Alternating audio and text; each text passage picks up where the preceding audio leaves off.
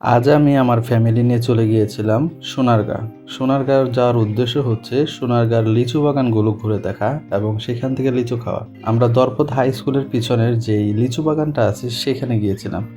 এখানকার লিচু বাগানগুলো লিচু বেশ পরিপক্ক হয়েছে এবং সেগুলো খাওয়ার উপযুক্ত।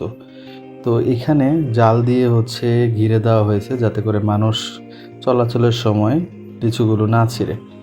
এবং ভিতরেও অনেক বড় একটা বাগান। সেই বাগানের ভিতরেও আমরা প্রবেশ করি এবং সেখানে প্রায় বিকাল হয়ে যাচ্ছিল। তারপরেও যারা ব্যাপারী আছেন তারা লিচু সংগ্রহ করতেছিল। তো আমরাও লিচু বাগানটা ঘুরে দেখলাম এবং দেখে খুব ভালো লাগলো। লিচুগুলো এত পরিমাণে ধরেছে যে কিছু কিছু ডাল মাটির সাথে মিশে আছে, এরকমভাবে ফলগুলো ঝুলে আছে।